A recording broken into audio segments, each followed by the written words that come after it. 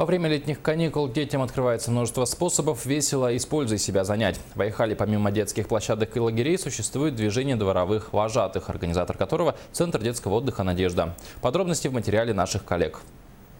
На спортивной площадке возле школы номер 23 небывалое оживление. 6 дней в неделю, начиная с обеда, вожатые устраивают игры для детей, оставшихся на лето в поселке. Все придумывают сами, учитывая пожелания юных айхальцев. Для игр используют спортивный инвентарь, обручи, скакалки и мячи. Наравне с физподготовкой вожатые уделяют должное внимание и культурному развитию детей.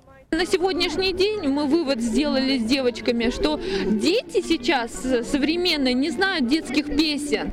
И мы решили, что нам нужно внедрять и где-то 15-20 минут уделять этому внимание, разучивать текст детских песен.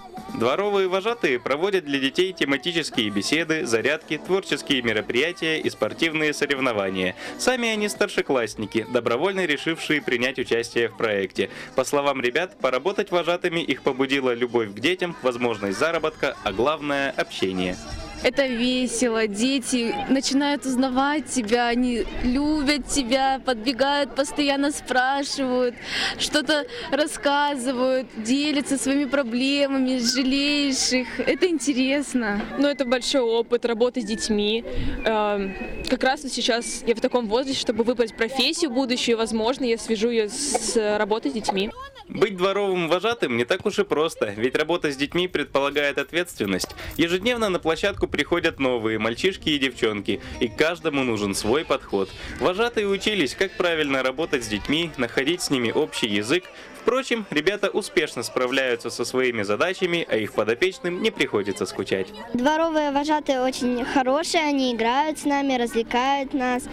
Я очень люблю играть, люблю рисовать. Сегодня мы рисовали на площадке номер 23, и мне очень нравятся вожатые Аня и многие другие. Мне нравятся все игры, которые проводят дворовые вожатые. С ними очень весело. Они позитивные, и когда мы играем в игры, они всегда нам подсказывают, что делать.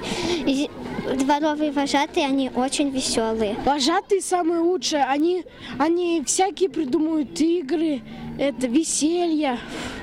Ну еще и спортивные игры, как будто обруч, например, крутишь, футбол играешь. Дворовые вожатые в поселке востребованы. У этого движения хорошие перспективы. В июле открывается второй сезон работы отряда, а значит, детей ждет еще много ярких и веселых мероприятий. Валерий Усманов, Денис Хазов, телеканал «Алмазный край».